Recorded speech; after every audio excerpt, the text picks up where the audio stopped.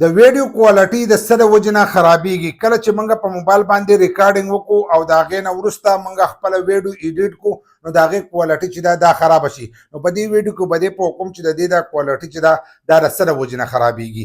ځکه موږ د خپلې کیمرې سیټینګ چې دی هغه یو شانتې کړی، هلته کې د اپلیکیشن سیټینګ چې دی دا بل شانتې، یا کمزور انټرنیټ په هغې موږ اپلیکیشن ته ورخېږو نو د دې د وجې نه خو د هغې کوالټي خرابېږي.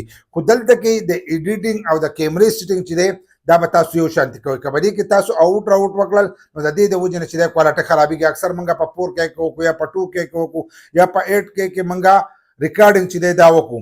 خو کله چې هغه موږ ګورو په موبایل کې یا په ټایم باندې په کیمره کې موږ ګورو نو ویډیو ډېره ښکلې، خو کله چې موږ د هغې ایډیټینګ وکړو نو د هغې نه وروسته د هغې کوالټي چې ده هغه ډېره بېکاره چې ده دا راځي.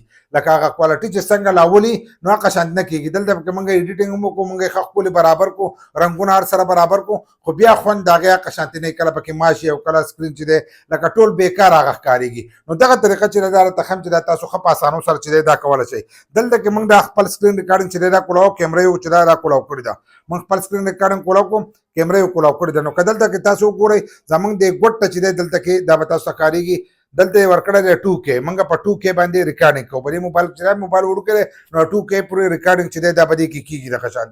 دغه شانتې پکې دې خوا که تاسو وګورئ نو 1080 چې دی دا پکې هم کېږي او 720 چې دی دا ریکارډینګ پکې هم کېږي. خو لاندې د دې نه کچ لیکل چې دی دا نور کړي دي چې 30 لیکلی دی، F او P او S لیکلی دی، دا چې دی دا یې لیکلی دی. نو د دغې کمال چې دی دا هم په دې کې دی.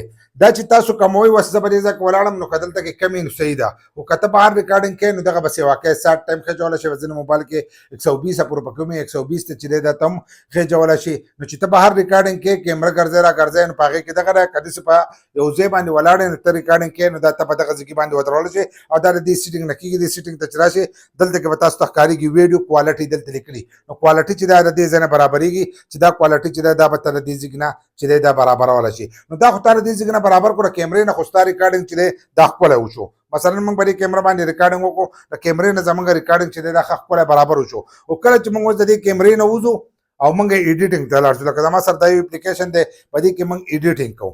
چې په دې کې موږ کله ایډیټینګ کوو او دې ایډیټینګ ته راشو، دلته کې مثلا دلته کې موږ یو ویډیو چې دا هغه راوالو او هغه ایډیټ کوو.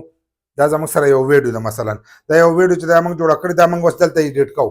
دا موږ ایډیټ کړه چې ایډیټ وکړه او دا موږ ډاونلوډ کوو، لکه ایکسپورټ کوئ که نه، چې ایکسپورټ کوئ نو په دې ځای کې موږ نه غلطي کېږي. غلطي دا کېږي لکه له پاسه دا ایکسپورټ دی په هر موبایل کې خپل دغه له په هر اپلیکیشن کې که ستاسو سره کیپکټ یې کار یو اپلیکیشن په هغې چې کله دا ایکسپورټ تاسو ووایئ نو دلته کې بیا تاسو له دغه درکړي ستاسو هغه هر سره چې دی دلته درکړي. اوس موږ په 2K باندې کړه دلته کې به تاسو 2K چې دی دا به نښه کوئ دغه شانتې او هلته 30 FPS لیکلی وو نو هغه 30 FPS چې دی هغه به دلته کې نښه کوي. چې هغه یې ونه ښه کړه نو ستاسو د ویډیو کوالټي چې دی دا به نه خرابېږي. څنګه چې ریکارډینګ کړی دی دغه شانتې به دلته کې هغه حساب چې دی هغه به تاسو برابروي. 2K دی هلته کې هم 2K و او 30 FPS و هلته کې نو دغه FPS چې دی دا به دلته برابر کوي، ایکسپورټ به یې کوي په هر یو ایډیټینګ اپلیکیشن کې. ستاسو د ویډیو کوالټي چې دا به نه خرابېږي.